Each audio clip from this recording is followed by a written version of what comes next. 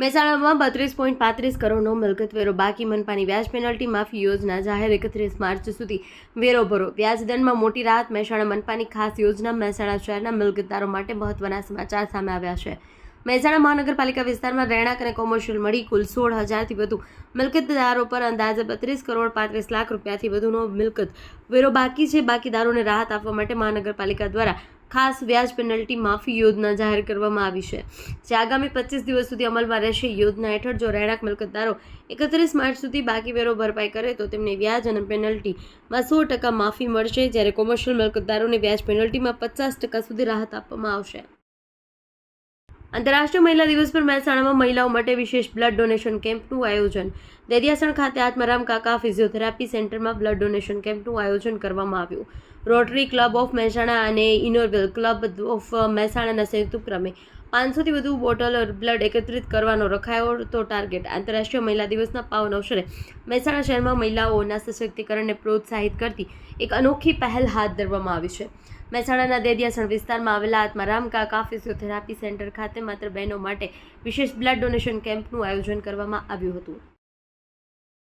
મહેસાણામાં આંતરરાષ્ટ્રીય મહિલા દિવસ નિમિત્તે ખેલો ઇન્ડિયા અસ્મિતા લીગનું આયોજન. મહેસાણા ખાતે સરદાર પટેલ સ્પોર્ટ્સ સંકુલ પાંચોટ ખાતે અસ્મિતા લીગ યોજાઈ. 100, 200 અને 400 મીટર દોડ તેમજ રસ્સાખેંચ જેવી સ્પર્ધા યોજાઈ. અંદાજિત 200 જેટલી બહેનો અને યુવતીઓ ઉત્સાહભેર ભાગ લીધો. મહેસાણા જિલ્લામાં આંતરરાષ્ટ્રીય મહિલા દિવસના અવસરે ખેલો ઇન્ડિયા અંતર્ગત અસ્મિતા લીગનું આયોજન કરવામાં આવ્યું. મહેસાણા તાલુકાના પાંચોટ ખાતે આવેલા સરદાર પટેલ સ્પોર્ટ્સ સંકુલમાં યોજાયેલા કાર્યક્રમમાં મોટી સંખ્યામાં યુવતીઓ અને મહિલાઓએ ઉત્સાહપૂર્વક ભાગ લીધો હતો.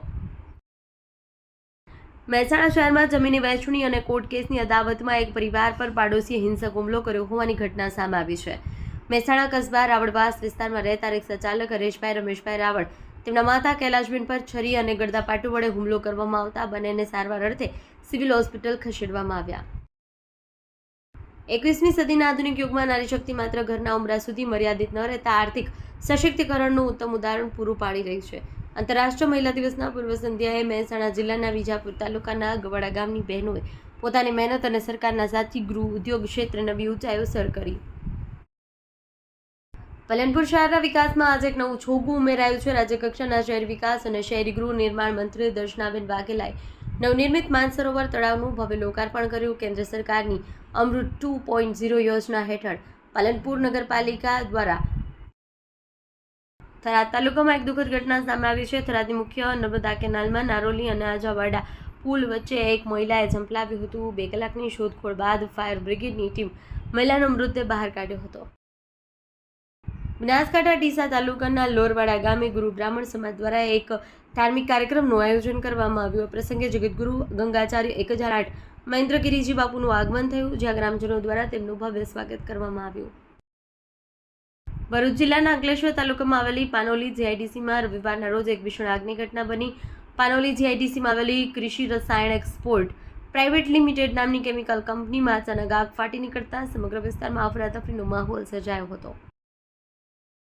કેન્દ્ર સરકાર દ્વારા ઘરેલું ગેસ સિલિન્ડરના ભાવમાં 60 રૂપિયાનો વધારો કર્યો છે.